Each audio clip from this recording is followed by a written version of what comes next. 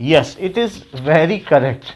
Natural vegetation is that vegetation, the vegetation, uh, vegetation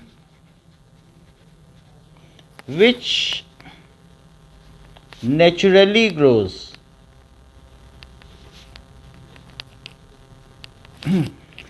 For example, grass, shrub, and trees growing without human effort.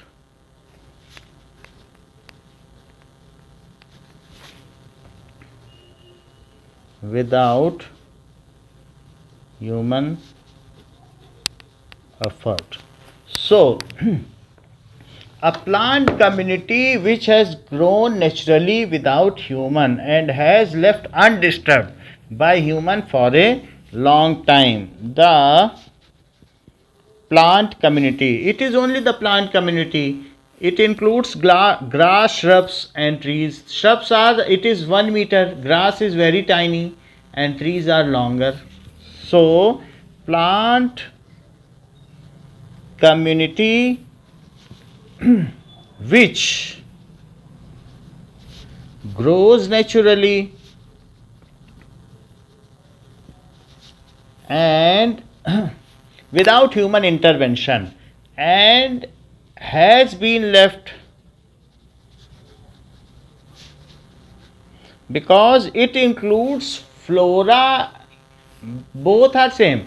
Why it is said that it is to be undisturbed? Then only fauna, that is various kinds of biodiversity, can be found there.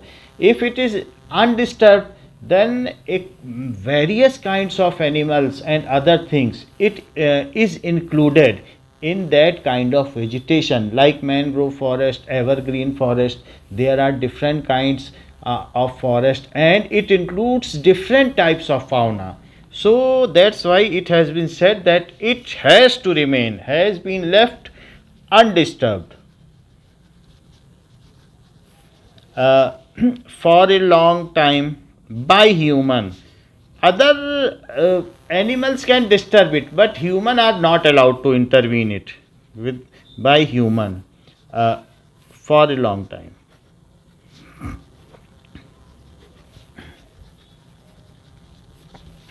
Okay, India is rich in its flora. Why? Because we receive very large amount of solar energy.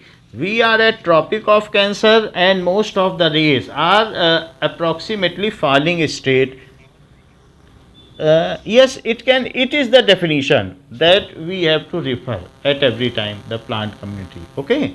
Now, as we are at Tropic of Cancer, the Tropic of Cancer is passing from mid of us. So that is India is from any mid of Tropic of Cancer. So we receive maximum solar energy. Hence there are plenty of vegetation. Otherwise आप देखिए Russia है, Ukraine है, उसको daily TV पे दिखा रहे हैं, वहाँ अभी भी आइस है. तो आइस में तो क्या इतना वेजिटेशन होगा क्या? सो वहाँ पर आप देखेंगे कि it is total Siberian region. So वहाँ -40 डिग्री है. तो जैसे जैसे आप ऊपर जाएंगे वहाँ उतना वेजिटेशन नहीं है. But India is having plenty of vegetation, plenty of grains, cereals, pulses, everything is growing, and it is exported from India. Even 2/3 part of China is not, it is lacking of vegetation. Only 1/3 is utilized. That's why they are eating everything: snakes, lizards. Why they are eating frogs, dogs? Why they are eating so? Because lack of food. So it is above Tropic of Cancer, most of the part of China, and that's why sun rays are not falling straight. Now India is rich in its flora.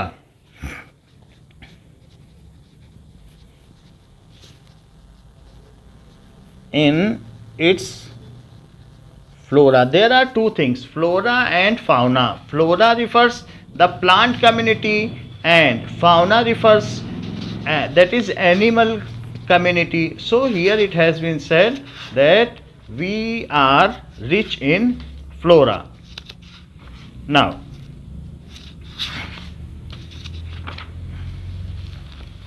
So about 47,000 plant species are here.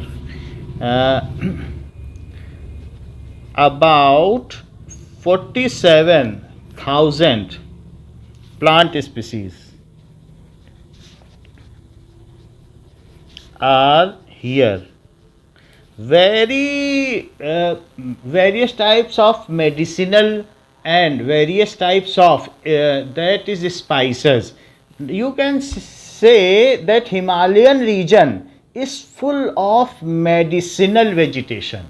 That's why all kinds of Charak Samhita, Yajurved, Samved, Atharvaved, they have been written. Why? Because here only those vegetations occur in many of our epic. That is, Hanuman ji has gone to bring Sanjeevani. So such kinds of Vita, that you are knowing that Vita, Born Vita, Malto Vita. What does it mean by Vita? Which is vital for survival, which gives us life. That is only Vita. Vital word is associated with Vita. So such vital medicinal plants are in Himalayan region. However, in southern part of India, there are so many spices. It is famous in spices, and a long past history is there of export of spices. हमारे यहाँ से मसालों का निर्यात और औषधीय गुण वाली वनस्पतियों का निर्यात सदियों से होता रहा है.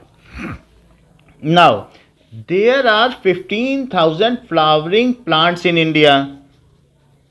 There are 15,000 kinds of flowering plants. So, flowering plants are the superior kind of vegetation than any kind. Many of the flowering plants only gives us fruit, only flowers are only converted into fruits. So, there are 15,000 flowering plants in India. It is a very large, very rich biodiversity. Out of this, 15,000 are flowering plants. Many non-flowering plants such as ferns, algae are also found. Non-flowering plants.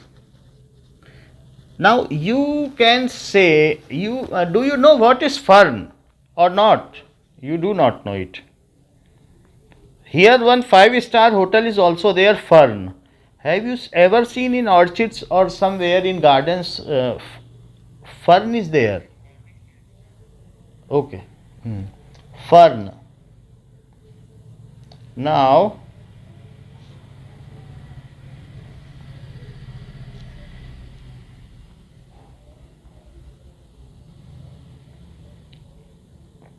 see, such kind of vegetation is you might have seen at certain places. Have you seen such kind of vegetation plants? It is never having any flower. So these are ferns. Such kind of vegetations are known as such leaves. Have you seen ever? So it is a kind 2 meter 3 meter high होता है तो fern है. So it has been said many non-flowering plants like fern. Fern, it is only area having plenty of water, humid region. Humid soil होगी तो हो जाएगा. Okay, जैसे थोड़ा गीली मिट्टी होगी, दलदल marshy area, there fern is there. Fern and algae, where algae is getting produced? Algae पानी में जमी हुई काई होती, ग्रीन होता है ना, पानी कभी ग्रीन ग्रीन हो जाता है. That is having high nutritional value. So algae is also found in India. Now here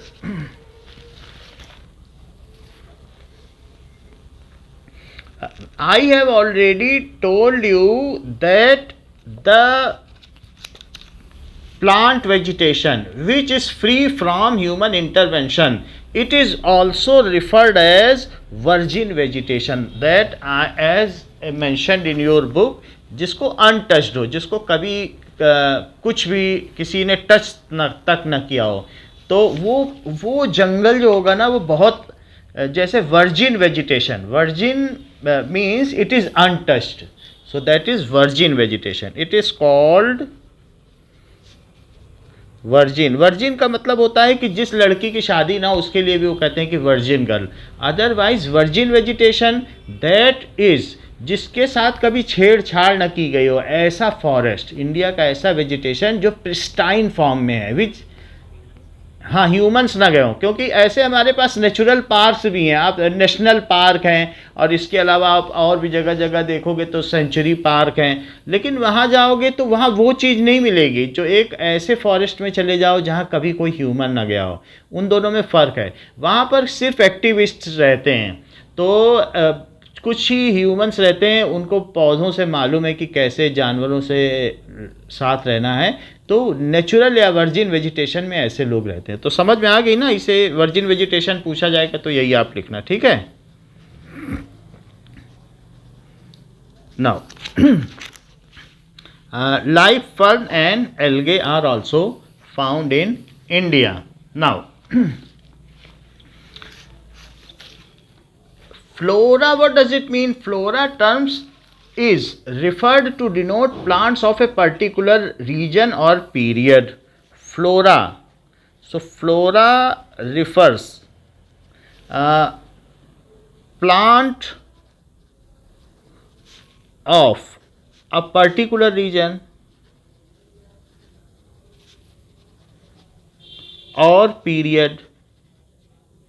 Why they are saying it as a period? Now there might have been some plants which are now extinct due to some reasons in stone age, or that is the pre stone age. There might be, जब dinosaur होते तो हो सकता है कुछ ऐसे flora होते हों, तो इसीलिए वो कह रहा है कि किसी पीरियड के में अगर कहीं कुछ होता हो, या आज जहाँ पर सहारा डेजर्ट है, certain time there was it was full of vegetation, so what kind of vegetation was there, so such are the things which is referred here.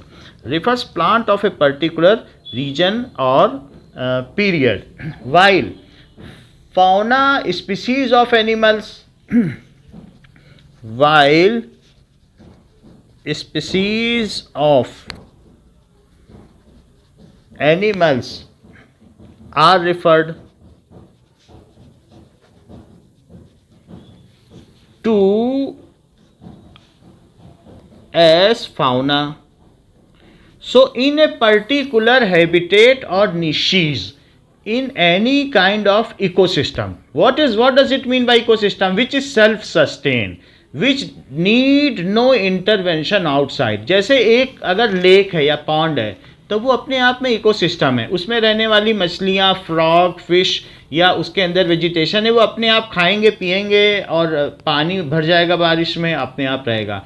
तो जो इकोसिस्टम है, any system which contains its own flora and fauna. So flora and fauna both are included in biodiversity. Biodiversity refers to flora and fauna of any particular region. वहाँ पर पाए जाने वाले वनस्पतियों और पशुओं की कौन कौन सी प्रजातियाँ कहीं पर रहती हैं, उसे जैव विविधता या बायोडाइवर्सिटी कहते हैं। ना what is biodiversity? Biodiversity refers to kind of flora. Flora is also included because they are also biological, they are also having life. Plants are having life. Jagdish Chandra Basu has stated this. उन्होंने कहा था कि पौधों में भी जीवन होता है. So refers to kind of flora and fauna existing in any particular region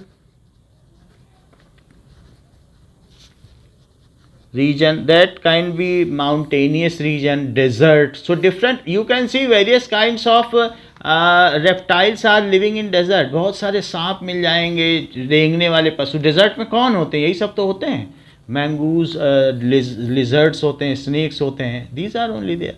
तो इस तरीके से flora and fauna is known as biodiversity. As India is having all kinds of terrains, it is having mountains also, it is having plateau also, Deccan plateau, it is also having desert, it is also having planar region, it is also having eastern and western ghats. So in India every kind of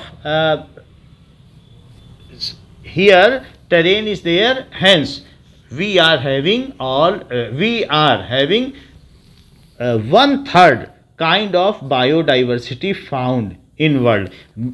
The richest biodiversity is in South America, that is Amazon forest. Amazon के जंगलों में सबसे ज़्यादा forest है, ये anaconda भी वहीं पाए जाते हैं, आपको मालूम है.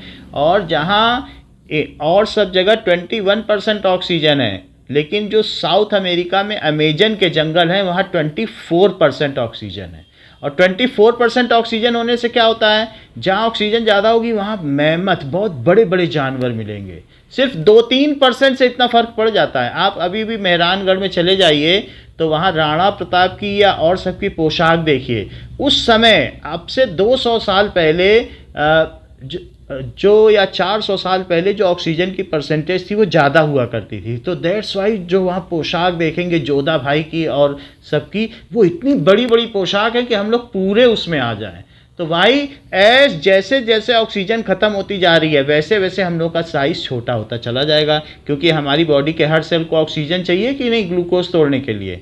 तो बात समझ में आ गई कि नहीं. इसीलिए कहा गया है कि इंडिया में बायोडाइवर्सिटी रिच है, क्योंकि हमारे पास बहुत तरीके के अलग अलग टेरेन्स हैं. Now so we are having different kinds of relief patterns, hence India is rich in biodiversity. Just hold.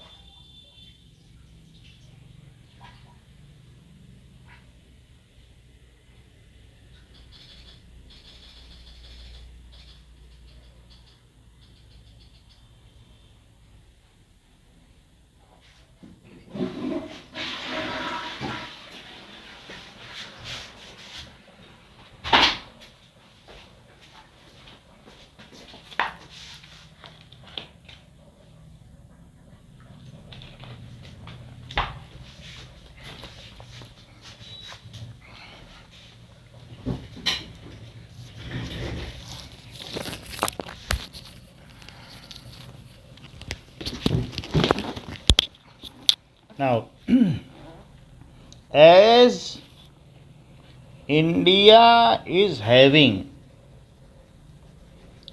various kinds of relief patterns, relief means कि वहाँ की जलवायु कैसी है, what is the kind of climate and what is terrain system is mountainous है, height कितनी है sea level से. These all things are referring, it is steeping ground और it is plain ground, these all things are referred. India is having various kinds of relief patterns like mountains, so and desert, plateau, planar region. So these are the various regions, hence we have rich biodiversity.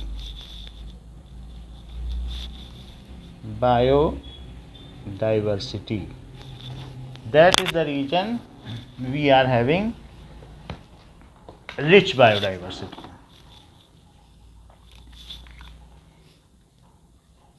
Now, there are the various kind of relief patterns. It includes, so relief pattern, the determining factor for relief pattern are, what are the determining factor? कैसे पता चलता है कि कहाँ का pattern कैसा है? Determining factor of relief, हाँ pattern, like what is the kind of land and soil is there, is land and soil, that is topography, कि उसकी क्या हाइट है, उस मैप में क्या हाइट है. नाउ अब लैंड एंड सॉइल दो चीज़ हो गई. तो आपकी बुक में दिया गया है कि land and soil. So land and soil, what does it indicate? Land affects the natural vegetation directly and indirectly. Do you expect the same kind of vegetation as you move higher and higher? यानी कि अगर आप कहीं पर भी height में चले जाओगे, आप कर्नाटक में भी हाइट पे चले गए, तो ये कर्नाटका है, कर्नाटका तो बहुत नीचे है, वो तो माउंटेन में नहीं है. तो कर्नाटका में अगर आप चले गए तो वहाँ पर ऊटी है. सो क्या वो यहाँ का रीजन नहीं है? ऊटी है. So you can see that आप जहाँ पर भी जाएंगे, अगर वहाँ पर, यहाँ पर देख लो राजस्थान में, तो हाइट पे चले गए तो वहाँ क्या माउंट आबू नहीं है? सो अगर आप जैसे जैसे हाइट पर बढ़ते चले जाओगे तो क्या होगा? Then there will be always colder climate and different kind of vegetation will be there. क्योंकि स्टीपर रीजन में अलग तरीके के कोनिकल पेड़ होते हैं कि नहीं? Conifers. Have you seen conifers? बोलो. Okay, we will see. Here it is Mount Abu. Mount Abu. So that is in Rajasthan. Okay, so that here in Rajasthan Mount Abu. As we move higher, ठीक है, then the region are colder. तो वहाँ का temperature और ये सब बदल जाएगी, ठीक है कि नहीं? Now, so different kinds of vegetation is found at higher heights and planar region. Different kind of vegetation is found in mountainous region, क्योंकि रिलीफ पैटर्न में हाइट आ जाएगी. So mountains and plain region, जहाँ पर भी होगा, plains and plateau. So different vegetation होगा सब जगह, क्योंकि there will be variation in temperature and other things and also the kind of soil. Soil अलग अलग होगी. तो प्लेनर रीजन में सॉइल क्या होगा कि उसमें नीचे कितने नीचे तक वो वेट होगी. सॉइल ऊपर से अगर आपको सूखी लगती है, इसका मतलब ये नहीं, कभी आपने देखा है जो मिट्टी खोदी जाती है वो हमेशा गीली होती है. तो जो प्लेनर रीजन है वहाँ पर क्या है कि सॉइल के नीचे अंदर में क्या होगा, परकोलेट होगा वाटर, और वहाँ पर ठीक ठाक क्या होगा, वाटर रिटेंटिविटी होगी. However in plateau it will not having any kind of water retentivity. और mountainous region it is stony region, वहाँ सब स्टोन होगा, बहुत थोड़ी सी बिल्कुल न्यू सॉइल होगी. माउंटेन में तो पत्थर से टूट के सॉइल बनती है ना, तो वहाँ न्यू सॉइल है, तो वहाँ डिफरेंट काइंड ऑफ ट्रीज़ होंगे. और फिर जो वहाँ पर ट्रीज़ होंगे वो कॉनिफर्स होंगे. कॉनिफर्स का मतलब होता है कि ऐसे पेड़ अगर उन पर बर्फ़ गिरे तो फिसल जाए और वो रह ना पाए. Now you can see conifers. According to simple Wikipedia, Just conifers are gymnosperms. They are such kind of trees. So it is a kind of tree which is conifer. So such kind of trees are found. Yes, it is Christmas tree is a better example of conifer, and there are the trees. Such trees are found in mountainous region. अगर इस पर बर्फ़ गिरती है Then conifers are also non-flowering plants. So these are non-flowering plants and such. आप वहाँ पर श्रीनगर में चले जाएंगे तो वहाँ पर जो पार्क बने हुए हैं वहाँ इस तरीके के ही सब पेड़ मिलेंगे आपको, वहाँ all are conifers. So if anybody ever visited that park तो वहाँ पर आप देखेंगे इसी तरीके से हैं. और पूरे माउंटेनियस रीजन में भी यही होगा. तो हम ये देखते हैं कि अलग अलग चीज़ें. तो अब हमने देख लिया कि प्लेनर रीजन आर वेट. कैसा होगा? प्लेन्स आर वेट, वहाँ की वेट सॉइल होगी. Plains have wet soil. जबकि प्लेट्यू में क्या होगा? आपको मालूम है पूरा तिब्बत क्या है? क्या प्लेट्यू है? बोलो. तो वहाँ खाने पीने को कुछ नहीं है, इसीलिए इतने बड़े तिब्बत की इतना बड़ा है और उसकी कुछ पॉपुलेशन नहीं है, क्योंकि खाने पीने हमारे लद्दाख में ही रिच है कल्चर में, लेकिन खाने पीने का कुछ नहीं है. सो प्लेन्स है वेट सॉइल. प्लेट्यू, जो प्लेट्यू होगा, हैव हाँ ड्राई सॉइल. वहाँ की ड्राई सॉइल है तो वहाँ वेजिटेशन ही नहीं होगा. और जो माउंटेनियस रीजन होगा वहाँ न्यू सॉइल होगी. Mountains have new soil. So soil system भी अलग अलग होता है.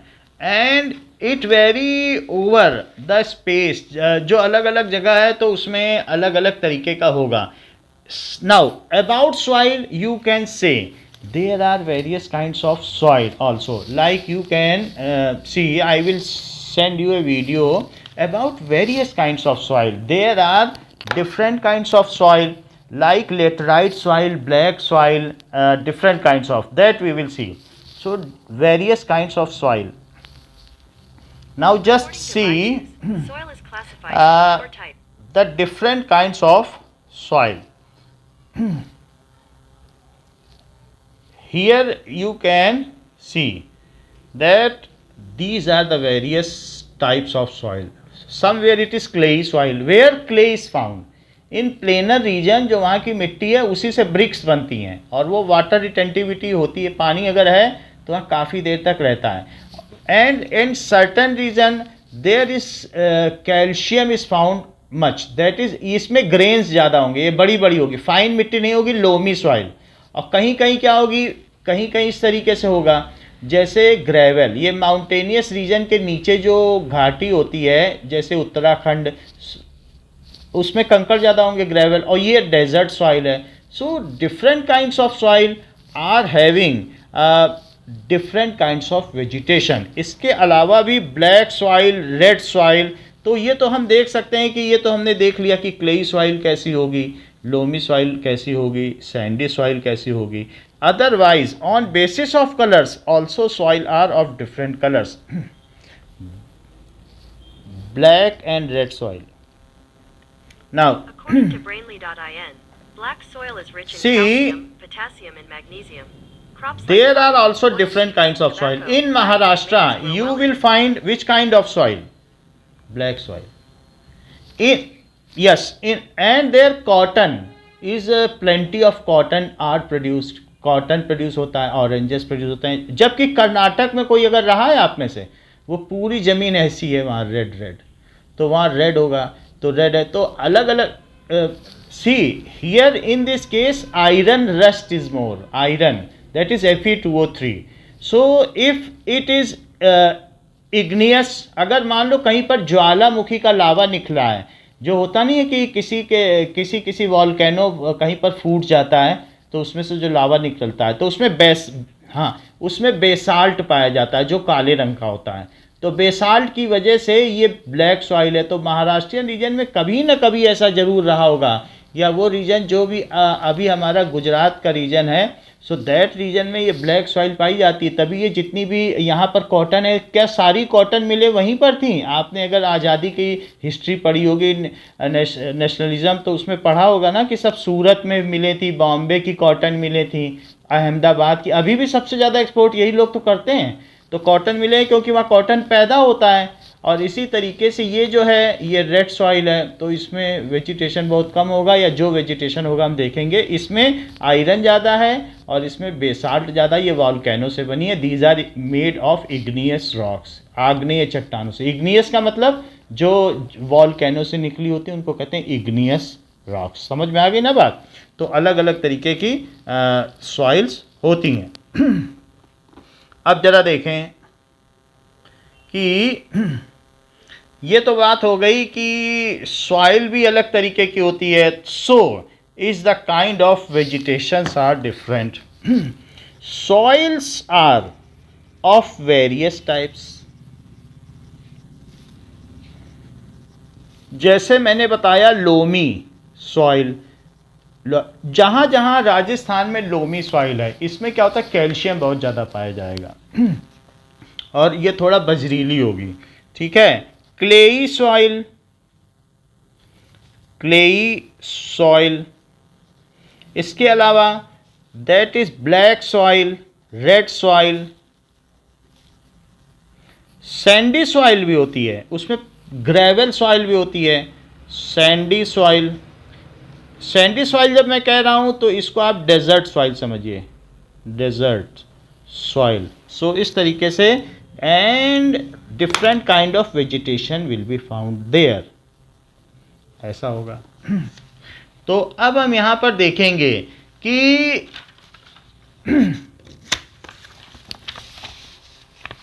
Now in mountainous region, tell,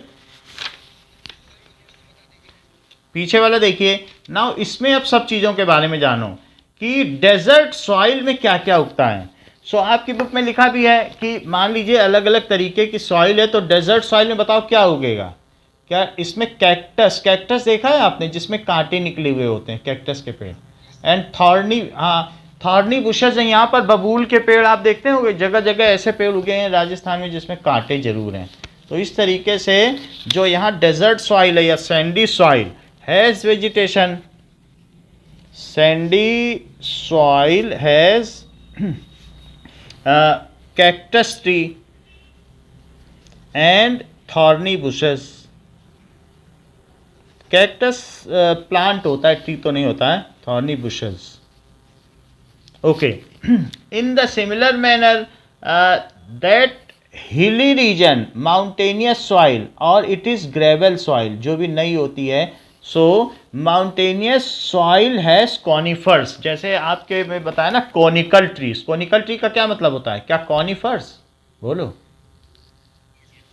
so mountainous soil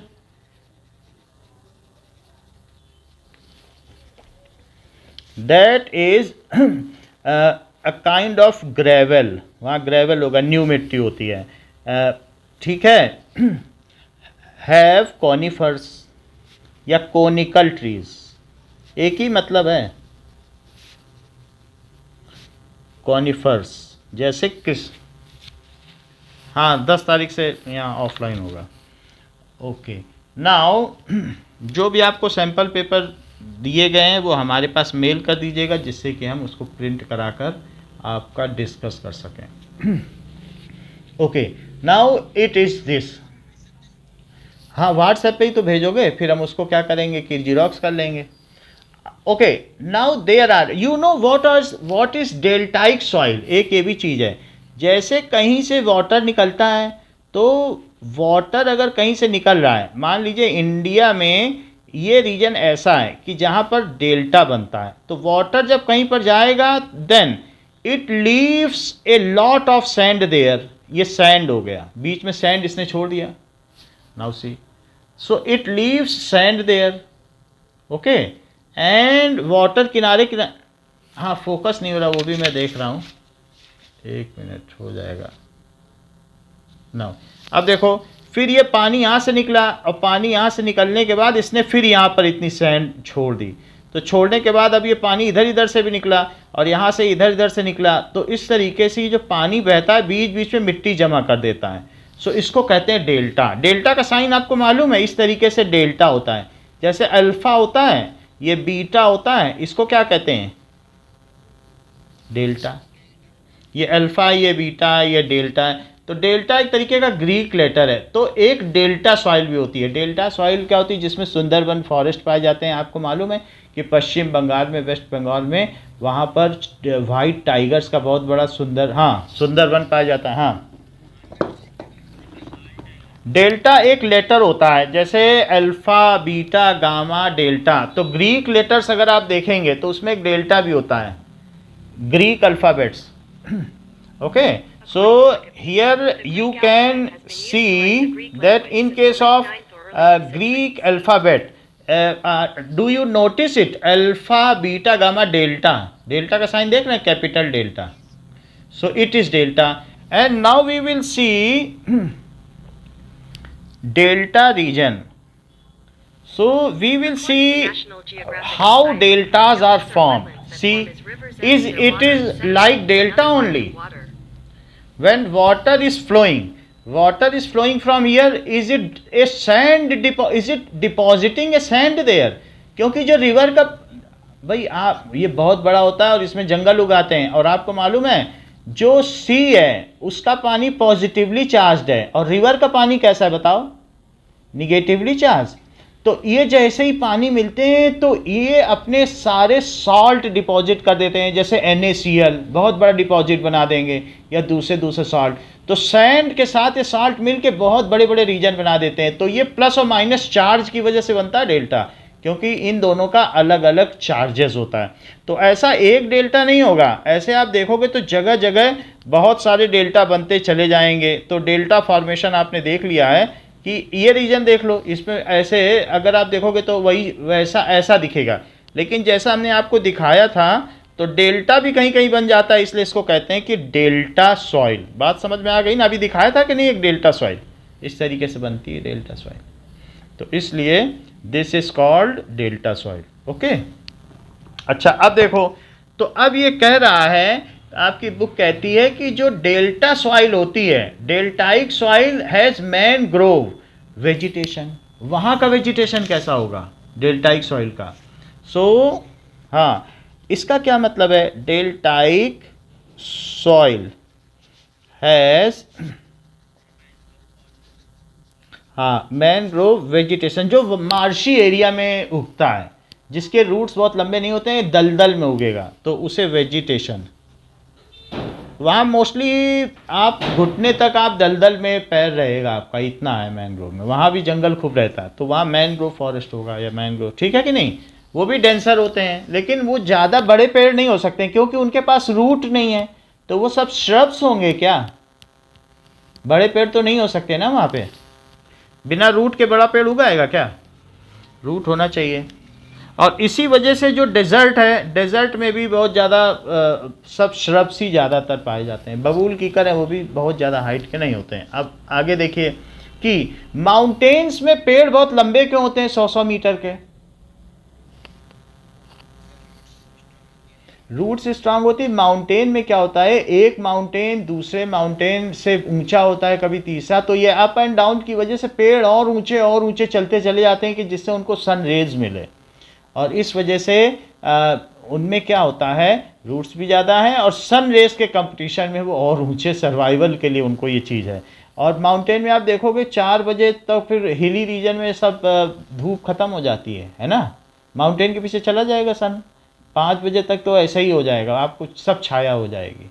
छाया का मतलब है रोशनी रहेगी लेकिन सन रेज नहीं मिलेगी, है बात कि नहीं? नाउ अच्छा, अभी हमने रिलीफ पैटर्न पर बात कर ली है। रिलीफ पैटर्न में हमने आपको 2 पॉइंट बताया, वो कौन कौन से हैं? Land and soil. तो इनसे वेजिटेशन क्या इफेक्टेड होता है? तो कैसे होता है ये आपको पता चल गया ना, कि हाइट से कैसे इफेक्ट होता है, सॉइल से कैसे इफेक्ट होता है। अब रिलीफ के बाद आपकी बुक में क्या दिया है बताओ भाई? हाइट जैसे अलग अलग होगा तो वहाँ माउंटेनियस रीजन बन जाएगा, तो वो कोल्डर रीजन है तो वहाँ पर कोनीफर्स पाए जाएंगे। आप कहीं चले जाओ, ऊटी का जो क्लाइमेट है वहाँ सब कोनीफर्स हैं। और इवन कड़ाई कोनाल चले जाइए, या आप यहाँ पर माउंट आबू ही चले जाइए, राजस्थान में जाना है, कहीं पर हर एक जगह 1-2 तो माउंटेन है ही हैं। पूरे इंडिया में माउंटेन्स ही माउंटेन्स हैं। कहीं भी चले जाओगे, चाहे आप साउथ में चले जाएं, अन्नामुडी, या और धौला, इधर चले जाओ, धौलागिरी चले जाओ, चाहे कहीं चले जाओ, तो महेंद्रगिरी चले जाओ, कहीं पर भी थोड़ी भी हाइट होगी 1000 मीटर की भी होगी, चाहे 8000 हो माउंटेन, बहुत आगे चले जाओगे तब तो स्नो ही मिलेगी, वो ज़्यादा कोल्डर है। अदरवाइज सब जगह कोनीफर तो मिल ही जाएंगे, कोनीफर के बाद स्नो होती है, ठीक है कि नहीं। अब जरा देखो वो इनर हिमालयाज में होंगी। अब अगला पॉइंट क्या बताया जा रहा है, नेक्स्ट इज क्लाइमेट। तो अब हम लोग क्लाइमेट पे देखेंगे, क्या क्लाइमेट से भी वेजिटेशन का फर्क पड़ता है। तो पहली चीज हमने देख ली, सो फॉलोइंग फैक्टर, पहले हम ये देखेंगे कि किसकी किसकी वजह से वेजिटेशन इफेक्टेड होता है। So following factors affect vegetation. तो वेजिटेशन जो भी है, पहला हमने देख लिया है, दैट इज रिलीफ। रिलीफ में हमने क्या देखा, लैंड एंड सॉइल, हाँ मतलब उसकी सैंड कैसी होगी, वहाँ की सैंडी सॉइल है जो भी है। और दूसरा देखेंगे क्लाइमेट, दो climate is associated with relief pattern and also it is associated in which belt you are living. Some are living in tropical region, some are living in subtropical region, some are living in temperate region. ये बात आपको मालूम है कि नहीं। तो यहाँ पर क्या है, ये 50 डिग्री सेल्सियस से और यहाँ तक आते आते ये 30 एवरेज हो जाता है, फिर और चले जाओगे ऊपर तो ये 10 हो जाएगा, फिर -40 तक भी पहुँच जाता है साइबेरियन रीजन। तो इस तरीके से ये ट्रॉपिकल, सब ट्रॉपिकल, टेम्परेट, तो अलग अलग रीजन में अभी हम बात कर लेंगे उसकी।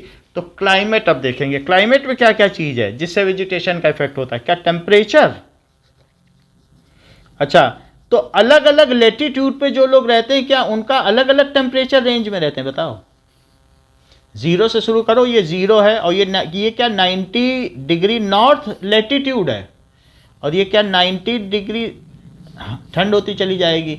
तो इस तरीके से यूरोपियन कंट्रीज़ में कोल्ड वेव चला करती हैं। टेम्परेचर होगा क्लाइमेट में। इसके अलावा now we will see sunlight, yes photo period कितनी देर, जैसे मैंने बताया कि माउंटेन्स में धूप थोड़े समय के लिए आती है और कहीं कहीं पर धूप ज़्यादा पड़ती है, डायरेक्ट सनलाइट है, photo period. Precipitation, precipitation, rainfall, yes it is rainfall. तो इस चीज़ को भी हम देखेंगे कि ये कैसा है। Now these two things we will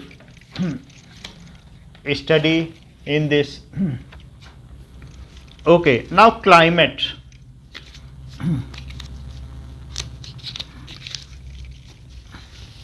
now there are two different things, one is climate. देखिए किसी का माइक ऑन है,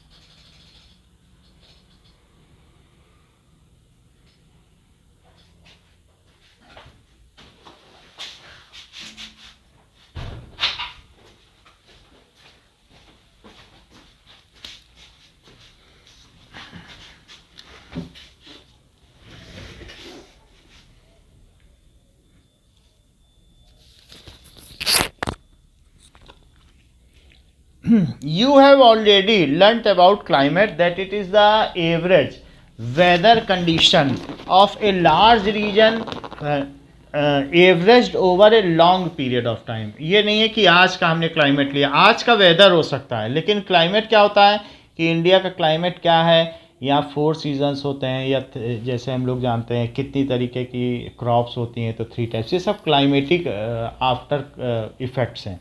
सो क्लाइमेट क्या है, climate is you have seen climate is average sum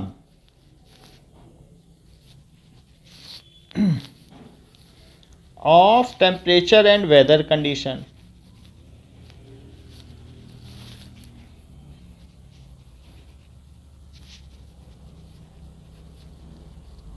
Of a large region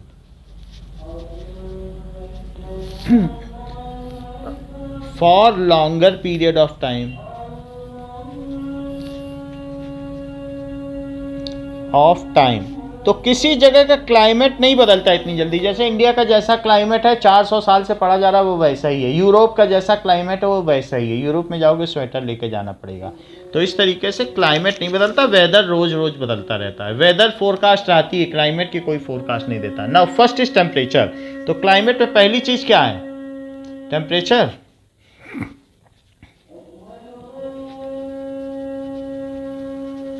Temperature is that it is as we move, as we, हम कहाँ पर हैं? We are in tropical region. Tropical region, tropical region क्या होता है? जहाँ पर पूरे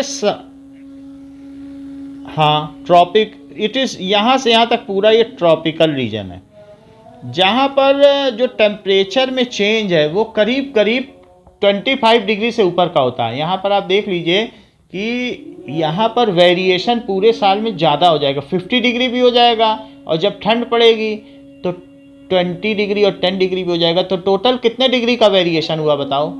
क्या यहाँ पर कई बार तो 0 डिग्री भी हो जाता है, तो 0 डिग्री से 50 डिग्री। अगर टेम्परेचर वेरिएशन 25 डिग्री से ज़्यादा का है तो उस रीजन को क्या कहते हैं?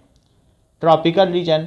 जबकि और उससे ऊपर चलो तो ये सब ट्रॉपिकल है, फिर उसके ऊपर चलेंगे तो आधा हमारा सब ट्रॉपिकल में आता है, क्योंकि हम ये दोनों तो ट्रॉपिक ऑफ कैंसर से ट्रॉपिक ऑफ कैप्रिकॉर्न तक ट्रॉपिकल है, लेकिन हमारा इंडिया तो आधा है ना इसमें, और आधा ट्रॉपिक के बाहर है। क्या बोलो? तो ये ट्रॉपिकल रीजन है, और ये कौन सा है बताओ? सब ट्रॉपिकल रीजन। जैसे श्रीनगर सब ट्रॉपिकल में आ जाएगा, तो वहाँ -10 डिग्री से लेकर 15 डिग्री तक या 20 डिग्री तक टेम्परेचर रहता है। तो ठंडी रहती है फिर भी, लेकिन इतना वेरिएशन नहीं है। लेकिन इसके ऊपर जो लोग हैं टेम्परेट में, वहाँ क्या है? 20 डिग्री का ही वेरिएशन है। यानी अगर मान लीजिए -10 से ये टू 10 डिग्री, बस इतना ही टेम्परेचर है। यहाँ 20 डिग्री तक का अंतर है, तो टेम्परेट है। यहाँ आपको मालूम है जो रशियन जहाज़ हैं या रशियन बॉम्ब्स हैं, उनकी लाइफ, क्योंकि उसमें केमिकल भरा होता है, वहाँ पर उसकी लाइफ 40 साल होगी, तो इंडिया को बेचेगा, कहेगा तुम ट्रॉपिकल में हो, तुम्हारे यहाँ 20 साल ही होगी। क्योंकि अगर टेम्परेचर वेरिएशन होगा तो क्या उसके अंदर का केमिकल सब खराब हो जाएगा? बोलो भाई। अगर बिल्कुल एसी क्लाइमेट में कोई चीज़ रहे, ज़्यादा वेरिएशन ना हो, तो क्या उसकी लॉन्ग लाइफ होगी? वहाँ से जितने एरोप्लेन आते हैं जिनकी 35 ईयर्स तक लाइफ है, यहाँ आने पे उनको 20 साल ही मिलती है लाइफ। कहते हैं आपके यहाँ तो सब कुछ वेदर कंडीशन, प्रेसिपिटेशन इतना ज़्यादा है, और फिर टेम्परेचर वेरिएशन है, हमारी जो रबर की सील है सब खराब हो जाएगी। आपके यहाँ तो वेरिएशन इतना ज़्यादा है, सब में क्रैक आ जाएंगे, गास्केट खराब हो जाएगी।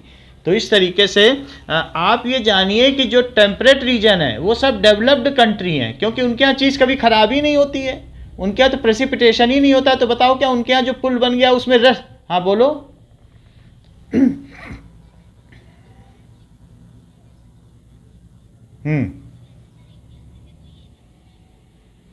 इंडिया में जो क्लाइमेट है वो उसमें 3 डिफरेंट पार्ट्स है। जैसे हमारे यहाँ सीजनल चेंज है, हमारे यहाँ मानसून टाइप का क्लाइमेट है। सो हम कह सकते हैं कि क्लाइमेट एक तरीके का नहीं है। दैट इज़ विंटर है, समर है और रेनी सीजन। और ये है, उसमें भी जो रेनी सीजन में यूरोप में चेंज नहीं होता। यूरोप में ऐसा सडन चेंज नहीं है, बिकॉज 2 तरीके के हैं, एक मानसून टाइप होता है और एक नॉन मानसून टाइप। तो उनका मानसून टाइप क्लाइमेट नहीं है।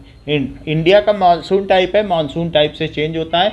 एक प्री मानसून क्लाइमेट भी है। मानसून टाइप में 2 हैं, एक पोस्ट मानसून की जो रिट्रीटिंग मानसून है, एक ऑनसेट ऑफ मानसून। बोलो बात समझ में आ गई कि नहीं? तो हमारे यहाँ का क्लाइमेट 3 तरीके का, यूरोप में सिंगल है। हाँ बोलो।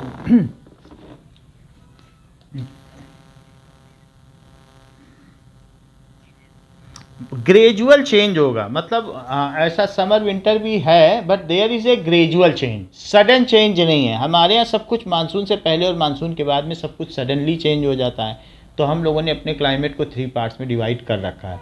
वहाँ ऐसा करके साल में कभी भी प्रेसिपिटेशन हो सकता है, देयर इज़ नो सर्टेनिटी इस तरीके से। इस वजह से उन्होंने अपना वाटर हार्वेस्टिंग सिस्टम और जो है सब कर रखा है। हमारे यहाँ उस तरीके से कोई भी सिस्टम नहीं है कि हमने कुछ किया हो कि किस तरीके से सिंचाई करनी है। सो दैट हम लोगों को सब मानसून पे ही डिपेंड रहना पड़ता है। हम मानसून से करते आए तो उस पर डिपेंड है, लेकिन वहाँ ऐसा, वहाँ तो अगर ऐसे रहेंगे तो उनको बारिश होगी नहीं साल भर, है बात कि नहीं। So we are in tropical region. So हम ट्रॉपिकल एंड सब ट्रॉपिकल रीजन में पढ़ते हैं, तो we are in tropical reason.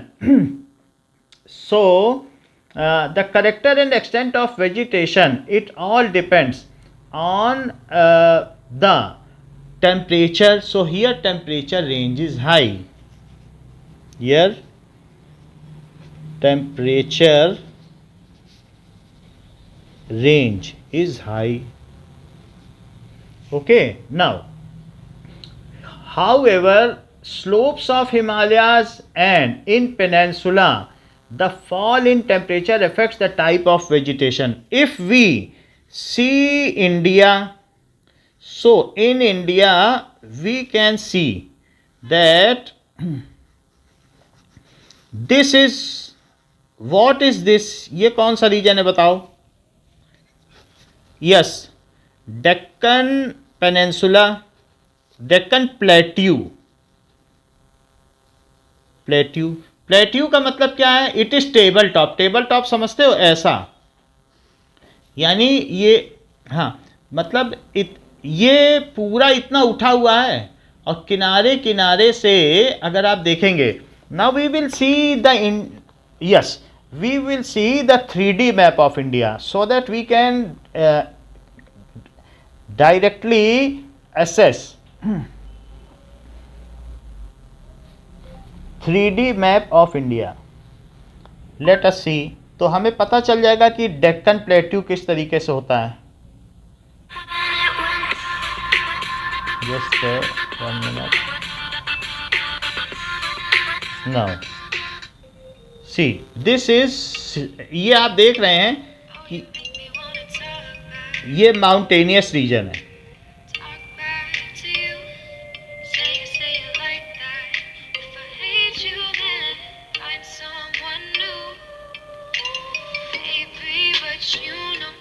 तो ऊपर इनर हिमालय है, नीचे आउटर हिमालय है। अब ये देखो, ये these are Ghats, eastern Ghats, ये किनारे किनारे हैं घाट्स, बहुत थोड़े थोड़े हैं। ये है घाट्स, ये प्लेट्यू है, अभी दिखाया जाएगा आपको। ये देखो उठा उठा लग रहा है कि नहीं, ये भी बीच में उठा हुआ है, श्रीलंका भी उठा है बीच में, टेबल टॉप जैसे होता है। तो we should know about the height, तो अभी पूरा दिखाएगा तो पता चल जाएगा। हाँ ये देखो, नाउ जस्ट सी, तो ये आपको थोड़ा सा उठा हुआ लग रहा है, ये पोर्शन। जस्ट 1 मिनट, अभी देखो 1 मिनट, इसने ठीक से नहीं दिखाया। नाउ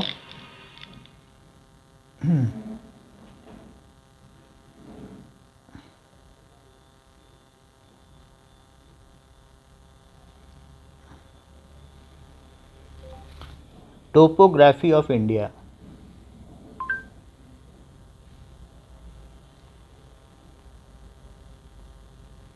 जस्ट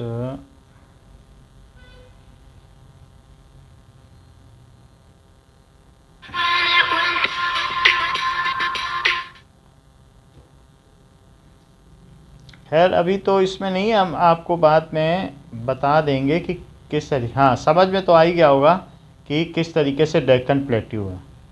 ओके नाउ अब देखिए, सो यहाँ डेक्कन प्लेट्यू है, ये क्या है, क्या नदर्न प्लेन्स हैं?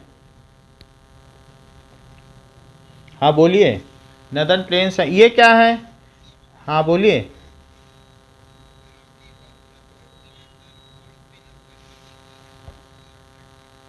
हम्म हम्म स्पेस में ये चीज़ें अपने आप तो नहीं लटकी हुई हैं, ये things are not like hanging as it is seen, these are only moving in the attraction of other things. Earth is moving, revolving around sun due to attraction, so it is due to gravitational attraction. Moon is revolving around like this is earth and moon is revolving around it. In the similar manner, earth is revolving around sun and sun along with its solar system, it is revolving around galaxy. our milky way galaxy किस तरीके की, spiral है क्या, ऐसे ऐसे है ना, चक्कर गिननी के तरीके, जो फुलझड़ी, तो इसमें कहीं सन है वो इसके चक्कर लगा रहा है, and galaxy is revolving around universe, so यहाँ पर सब एक दूसरे का रिवॉल्व करते रहते हैं, so it is like this. आप अपना क्वेश्चन पूछिए तो मैं बताऊं।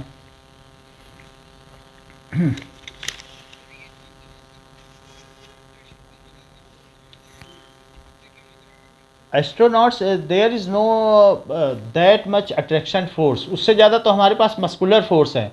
आप सोचो 40-40 किलो से कितना ग्रेविटेशनल फोर्स होगा, जबकि जी की वैल्यू 10⁻⁻11 न्यूटन है और एक गेहूं की बोरी उठाने के लिए 200 न्यूटन चाहिए। तो वैसे में -11 न्यूटन, डेसिमल के आगे पहले तो 10 जीरो लगाओ, उतने न्यूटन में क्या वो अट्रैक्ट हो पाएंगे? बोलो। ये तो अर्थ का मास है 10⁻24 kg, मास इतना होगा तब जाके क्या चीज़, ये जो है ये माउंटेनियस रीजन है और नॉर्दर्न प्लेन पंजाब, हरियाणा और इन सब रीजन में है। सो नॉर्दर्न प्लेन कहाँ पर है? It is Punjab, Haryana, UP, Bihar, ये सब नॉर्दर्न प्लेन है। This is desert. यहाँ पर क्या है? तो ये कौन सा डेजर्ट है? क्या थार डेजर्ट है हमारे? Yes, in India it is Thar desert and here it is western Ghat and this is eastern Ghat, इस तरीके से है। Now and this is deltaic region. So now we will see that temperature varies as per this, there is a variation in temperature and here the vegetation is India itself is a peninsula. How it is a peninsula? Because this side and this side, it is surrounded by sea. This is Arabian Sea. This is Bay of Bengal. What does it mean by bay? बताइए, what does it mean by bay? No, it is not bay. जहाँ पर बहुत सारी नदियाँ गिरती हों। क्या India जो है वो इस तरीके से है? इस तरीके से सारी नदियाँ निकलती यहाँ से, गिरती इधर है क्या? इधर हाइट है। आप इंडिया को समझो, अगर इंडिया को इधर से देखोगे तो ऐसे है इंडिया। आपको मालूम है ये बात? ऐसे है इंडिया। सारी नदियाँ कहाँ गिरती हैं? क्या यहाँ गिरती हैं कि इधर गिरती हैं? इधर कोई नदी गिरती है भला? तो बे ऑफ बंगाल में चेक कोई, ऐसे तो अगर मान लीजिए शॉर्टर है तो वो उतनी दूर नहीं जाएगी, तो इधर जो थोड़ा बहुत पानी गिर जाता है तो वो तो नर्मदा ताप्ती हैं, बट गंगा है, ब्रह्मपुत्र है, मोस्ट ऑफ द यमुना है एंड गोदावरी है, देयर आर कावेरी हैं, mostly these rivers fall here only. That's why it is bay. Bay is that region in which many of the rivers fall. Bay का मतलब समझ लो, समझ में आ गई बात? ठीक है। Now अब हम बात करेंगे, India is a peninsula, it is surrounded by 3 side by, और नीचे क्या है बताइए? क्या इंडियन ओशन? तो 3 साइड हो गया कि नहीं? तो इंडिया क्या है? India is a peninsular reason. Now that's why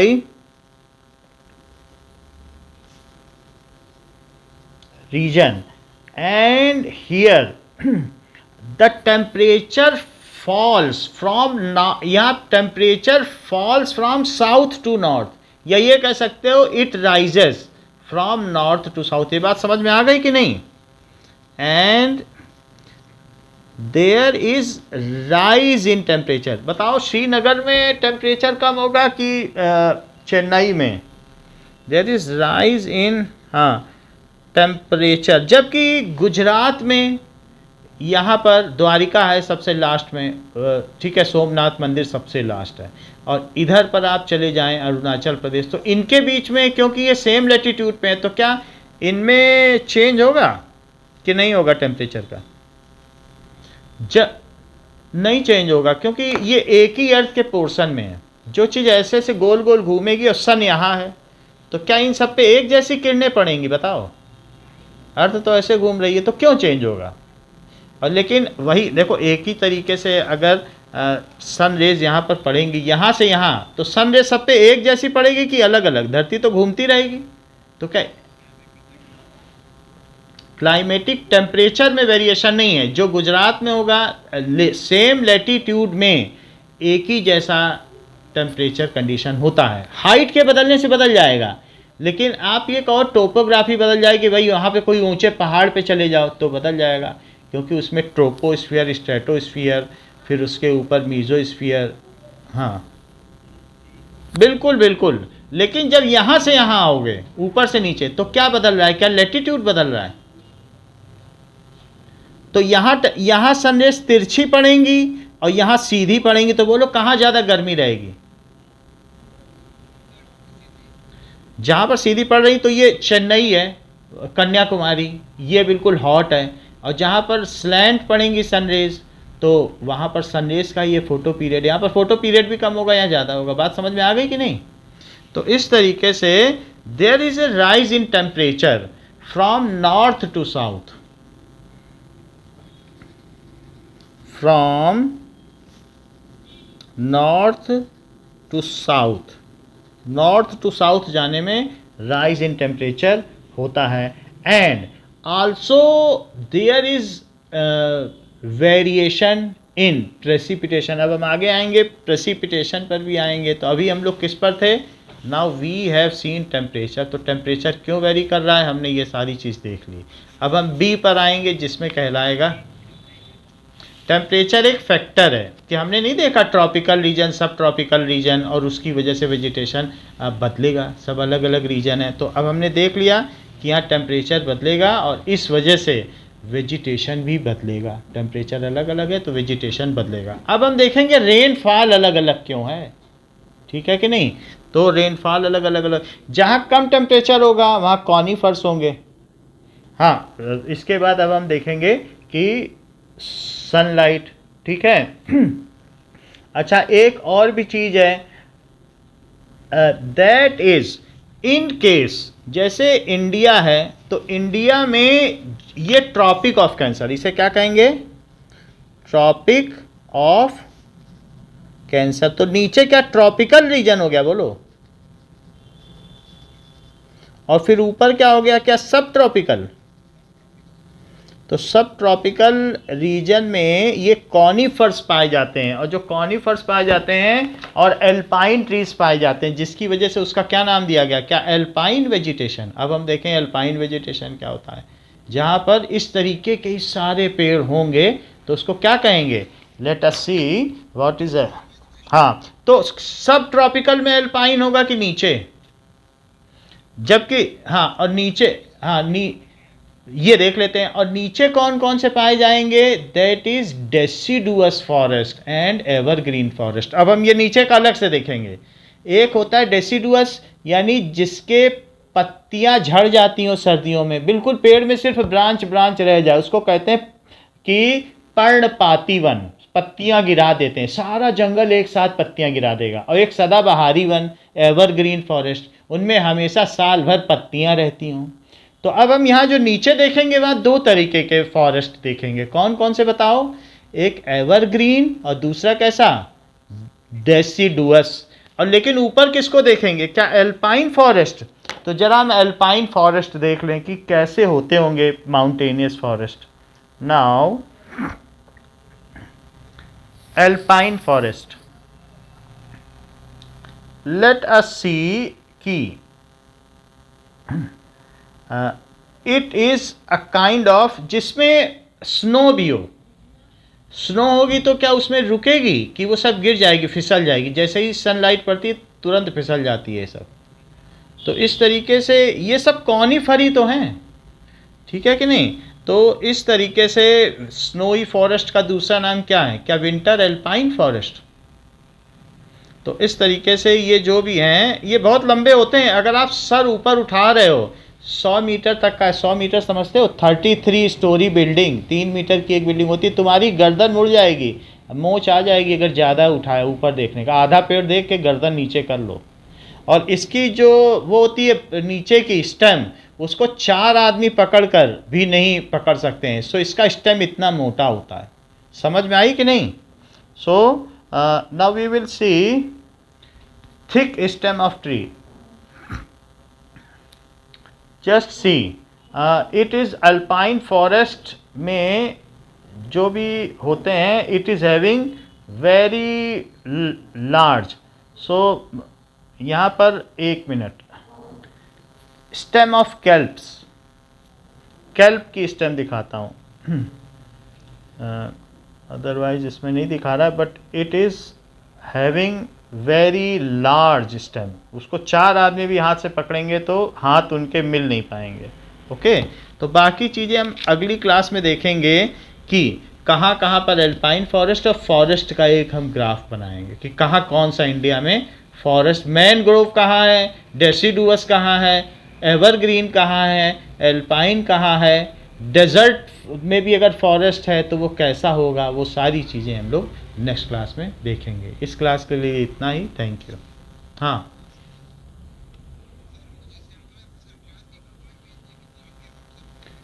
group में भेज दो। अगर अलग अलग होगा तो सब आप अगर वही है जो दूसरा भेज रहा है तो कोई बात नहीं, तो आप भेज दो जो, हाँ भेज दीजिए जो भी मिला है। तो मैं देख करके कौन कौन सा है मैं उसका करा लूँगा। तो 10 तारीख को आते ही मैं दे दूँगा। कुछ भी नोट्स मिलें किसी भी तरीके के तो भेज दो। Okay, welcome.